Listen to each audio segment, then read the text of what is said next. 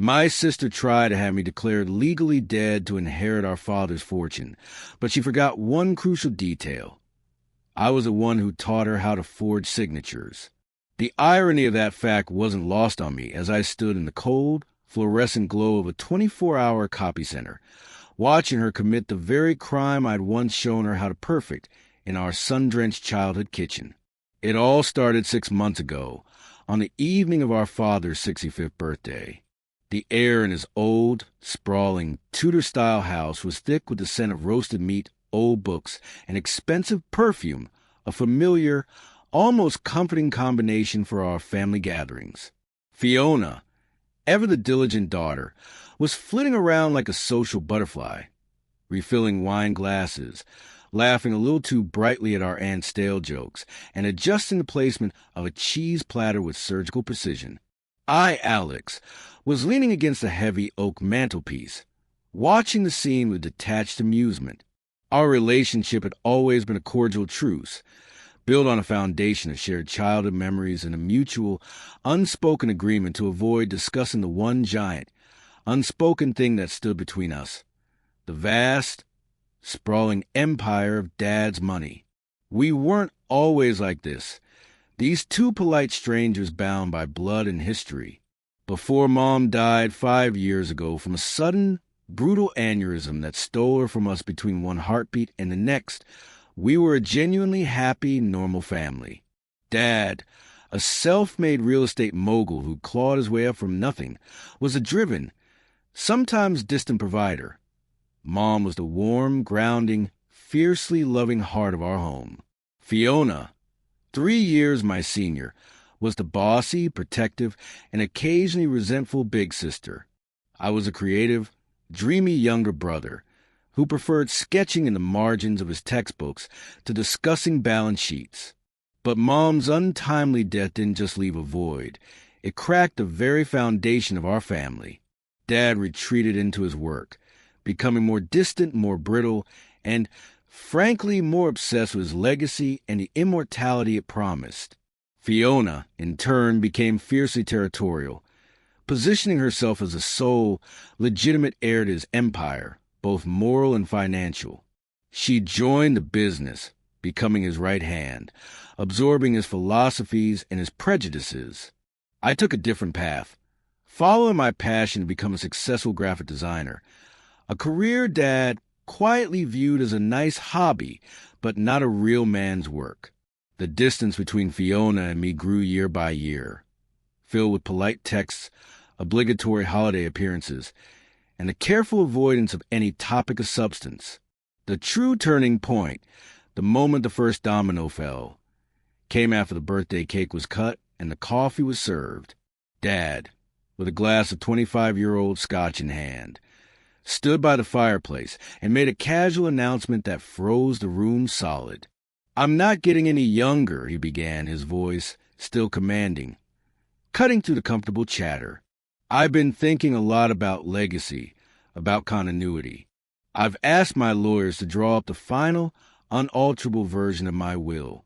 I want everything crystal clear, no room for misinterpretation or squabbling after I'm gone." He smiled, a thin, practiced gesture that didn't reach his eyes. He looked directly at us. "Fiona, your dedication to the family business hasn't gone unnoticed. You'll be taking over the core business holdings, the commercial real estate arm, the development partnerships, the entire operational structure." He then turned to me. "Alex, you've always marched to the beat of your own drum. The liquid assets, the investment portfolio, the 3 residential properties, including this house, and your mother's entire personal estate, her jewelry, her art collection, will all go to you." The silence in the room was so deafening you could hear the ice cubes melting in Uncle Frank's glass. On paper, to an outsider, it might have seemed fair, even generous to both. But we all knew the brutal truth. The core business holdings were a labyrinth of debt-ridden companies, complex partnerships, and assets that were highly leveraged and vulnerable to market shifts. It was a crown of thorns. The liquid assets and properties were the real, unencumbered, spendable wealth. It was a kingdom itself. Fiona's smile tightened into a grimace, so sharp it could have cut glass. I saw the flash of pure, undiluted fury in her eyes before she masterfully masked it with a long, slow sip of wine. "Of course, Dad," she said, her voice smooth as polished marble. "Whatever you think is best for the family's future." That was the last normal, civil conversation the three of us would ever have. The following week, Fiona's behavior shifted dramatically, like a climate zone changing overnight. The polite distance turned into an icy, pervasive coldness. She stopped returning my calls and texts. When we saw each other at Dad's for the usual Sunday dinner, she would barely look at me, speaking only to our father in a cloyingly sweet, attentive tone that set my teeth on edge. I tried to brush it off, attributing it to a temporary, post-will announcement bitterness. I told myself she just needed time to adjust to the new reality. But then the strange, sinister things started happening. Small at first, like the first few drops of rain before a hurricane. First, it was small, almost negligible stuff that was easy to dismiss. My mail started going missing. Not the junk, but the important things. A bank statement, a credit card offer, a notice from the IRS. I blamed the unreliable postal service. Then, I started getting a flurry of notifications from various online services about password reset requests I hadn't initiated. My social media accounts were flagged for suspicious login attempts from unfamiliar locations. First in a different state, then, bizarrely, from another country. I upgraded my security, changed all my passwords to complex, unmemorable strings of characters, and chalked it up to the general malaise of the digital age, a random, sophisticated hacker. I was being profoundly, dangerously naive. The situation escalated from unsettling to terrifying one rainy Tuesday afternoon. I was working on a logo design when my phone rang. It was a senior fraud investigator from my bank. His voice was grave. Someone, he explained, had been trying to access my safe deposit box at the main branch downtown. They presented a forged death certificate and a copy of a will naming them as the executor. My death certificate. The name on the documents, the person posing as a grieving sister and executor, was Fiona's. I was so stunned I nearly dropped the phone. My heart hammered against my ribs like a trapped bird. I managed to stammer to the bank representative that it was a monstrous error, a sick, twisted joke, and to freeze all activity on my accounts and the safe deposit box immediately. Confronting Fiona was a surreal, almost out-of-body experience. I drove to her pristine, minimalist apartment in the upscale part of town, my hands shaking with a potent mixture of fear and white-hot rage. When she opened the door, she looked calm, composed, wearing yoga attire as if she'd just returned from a meditative session. I didn't bother with pleasantries. I accused her right there in the hallway, my voice trembling. Her reaction was not what I expected. She didn't deny it. Instead, she looked at me with a chilling, unnerving calmness and ushered me inside. "It's a misunderstanding, Alex. A truly unfortunate one," she said, her tone as smooth as ever. "There must have been a clerical error at the county records office. I was helping Dad organize some of his old documents and medical directives, and I must have accidentally submitted the wrong form. You know how messy and archaic his personal filing system is." She gestured around her immaculate apartment, as if its order proved her inherent blamelessness. It was a lie, a bald-faced, ridiculous lie, and we both knew it. But her delivery was flawless. There was no panic, no flicker of guilt, no nervousness. Just a cool, collected dismissal of my concerns, as if I were a child frightened by a shadow. I left her apartment feeling more unnerved and paranoid than when I had arrived. This wasn't a hot-headed, sometimes petty sister I knew. This was a cold, calculated strategist playing a long game I didn't yet understand. I went home and started digging in earnest. I pulled my own credit reports from all three agencies and felt a fresh wave of nausea. Over the past 3 months, several new lines of credit have been opened in my name. Store credit cards, a personal loan, all maxed out and defaulted. She wasn't just trying to steal from me posthumously. She was systematically destroying my financial identity, creating a detailed paper trail of an irresponsible, mentally unstable, and perhaps even deceased individual. I knew I had to go to Dad. I went to his office, the same one I'd visited as a child, and laid it all out. The missing mail, the hacking attempts, the bank incident with the death certificate. To my horror and despair, he sighed wearily, took off his reading glasses, and pinched the bridge of his nose. "Alex," he said, his voice heavy with disappointment, "Fiona mentioned to me that you've been under a lot of stress lately. She said you were feeling anxious about the inheritance, about your future, and that you were becoming paranoid.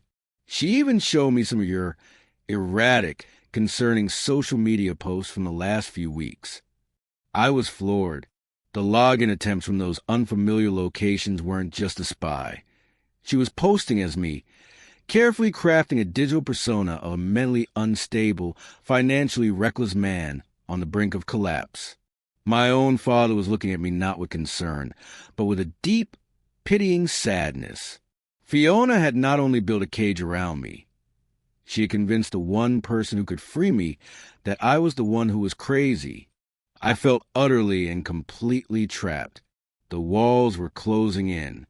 If I went to the police with my story, it would be my word against hers. And she had already meticulously poisoned the well with Dad, establishing a narrative of my instability.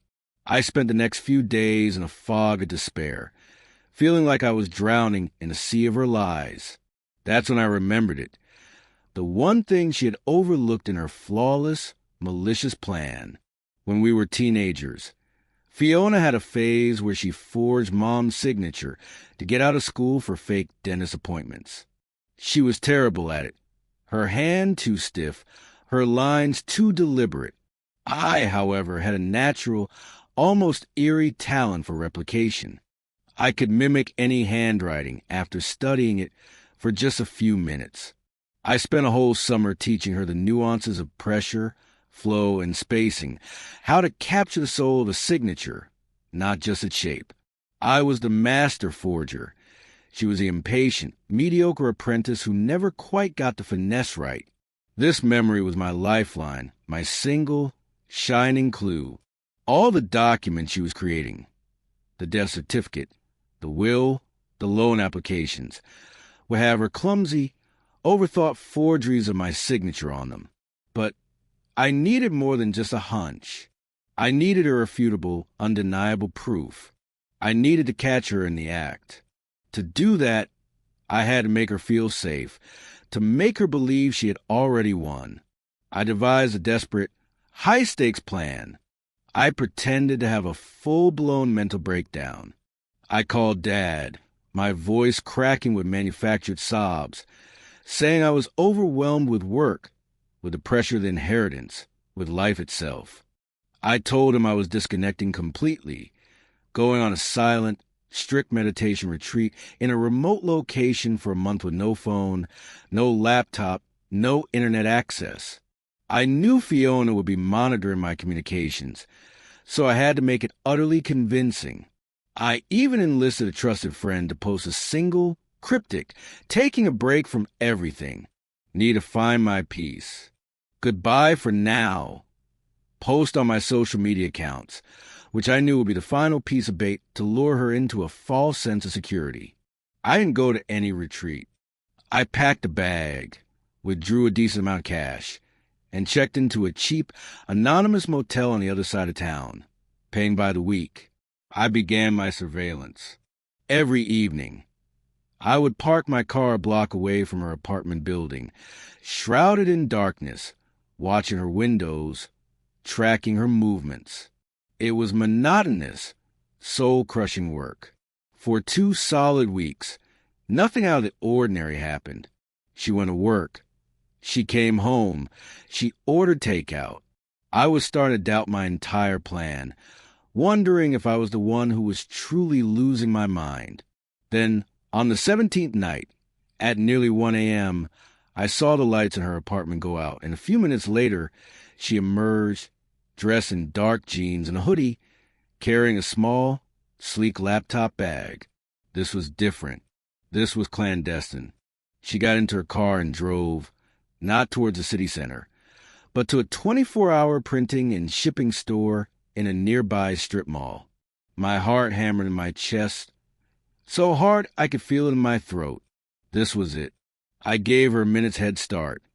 Then I slipped into the store, the automatic doors hissing shut behind me. The place was empty save for a lone, tired-looking clerk at the counter. I saw Fiona immediately, hunched over a self-service computer and printer station. In the back corner, her back to me. I kept to the aisles, moving silently past shelves of envelopes and packing supplies until I was close enough to see the screen. My hands were trembling as I took out my phone, opened the camera app, and started recording video. I watched as she pulled a USB drive from her bag and plugged it into the computer. She opened a file, and I zoomed in with my camera. The document on the screen was a power of attorney form, granting Fiona complete and total control over all my assets, my medical decisions, my very life. And at the bottom was a signature. A perfect replica of mine. Well, almost perfect. It was her version of my signature, the one I had painstakingly taught her all those years ago.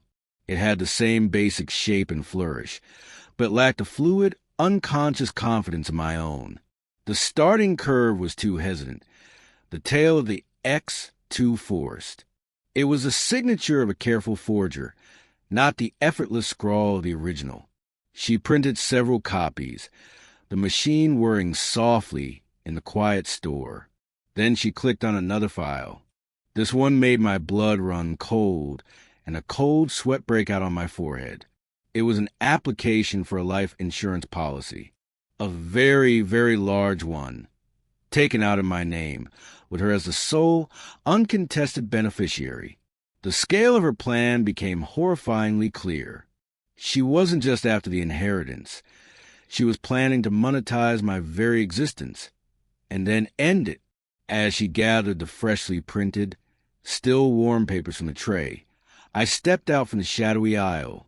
You always have put too much pressure on the downstroke of the Fiona, I said, my voice unervingly calm despite the tsunami of adrenaline surging through me.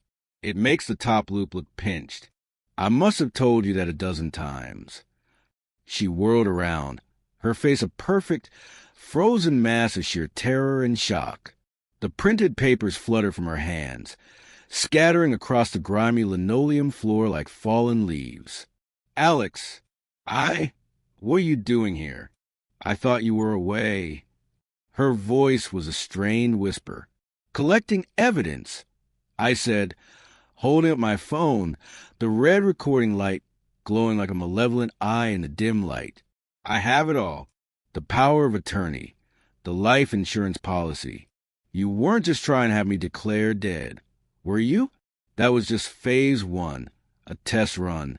This was the real plan. Gain complete control over me, have me declare incompetent, then cash in with a massive payout. It's quite the business strategy. She stared at me, and the carefully constructed mass of the cool, calculating sister completely shattered. What was left was raw, desperate, venomous hatred. All the resentment of years boiled to the surface. It should have been mine, she hissed, her voice low and guttural, filled with a venom that stunned me. All of it. I worked by his side for years. I sacrificed my life for that business. I breathed it. And you and your little drawings, your art. She spat the word like a curse. You were just going to walk away with everything Mom and Dad built. It wasn't fair. It isn't fair. So you decided to just take it? I asked, incredulous, my own anger rising to meet hers. By faking my death, by destroying my credit, by trying to have me declared insane, by taking out a life insurance policy, So you could profit from my murder? It's what you deserve, she spat back, her eyes wild. You don't appreciate any of it. You never did. You never understood the sacrifice, the work.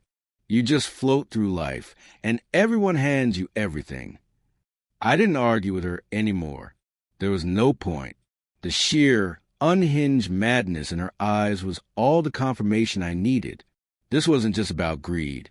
It was a deep, pathological jealousy that had festered for decades. I called the police right there in the store, my eyes locked on hers as I spoke to the dispatcher. The next few hours were a dizzying blur of statements given to uniformed officers, evidence collection, the reading of her rights, and Fiona, my own sister, being led away in handcuffs. The look on her face as they guided her into the back of the squad car wasn't one of remorse or shame, but of pure, impotent rage, directed entirely at me for having the audacity to catch her. The fallout was nuclear, devastating our family landscape beyond recognition. The next morning, I went to see Dad. I played the recording for him. He watched it in horrified, ashen-faced silence, his shoulders slumping more with every passing second. When the video ended, with Fiona's furious, hate-filled words hanging in the air, he broke down into ragged, heart-wrenching sobs. The realization that his daughter, his chosen successor, had orchestrated such a monstrous, premeditated plot against his son, and that he had been so easily manipulated into doubting me, shattered him completely. He kept repeating, "My own daughter, my own flesh and blood. How could she? How could I have been so blind?" Fiona was formally charged with a litany of crimes: aggravated identity theft, forgery, fraud, attempted grand larceny, and filing a false document. Her lawyers are now pushing aggressively for a comprehensive psychiatric evaluation, claiming she was under immense, unsustainable pressure and suffered a temporary break from reality, a psychotic episode triggered by the stress of the inheritance. I don't know if I believe that. I think the greed, the jealousy, and the resentment have been festering in her for years, a slow-growing cancer, and Dad's was simply the trigger that unleashed a fully formed monster into the world. Dad, in his grief and fury, has acted decisively. He has completely rewritten his will for the final time. Fiona has been disinherited entirely. Her name struck from every document. Her share, along with a significant portion of his entire wealth, is now going to be placed in a charitable trust in our mother's name, dedicated to funding arts education for underprivileged children, a poignant, painful message to us both. He told me he can't bear to think of his life's work, the empire he built for his family, going to someone capable of such profound, calculated betrayal. As for me, I've inherited the entirety of the remaining estate, including the troubled, complex business holdings I never wanted. It's a daunting Herculean task, but one I'm now ready to take on, to rebuild, reshape, and honor the better parts of our family's legacy, to cleanse of the poison Fiona injected. I haven't spoken to Fiona since that night in the fluorescent buzzing silence of the print shop, and I have made a solemn vow to myself that I never will. Some bridges aren't just burned. They're vaporized, leaving no trace they ever existed, the ground beneath them scorched into barren glass. She tried to erase me, to dismantle my life piece by piece, but in the end, the only person she succeeded in erasing, the only life she truly destroyed, was her own.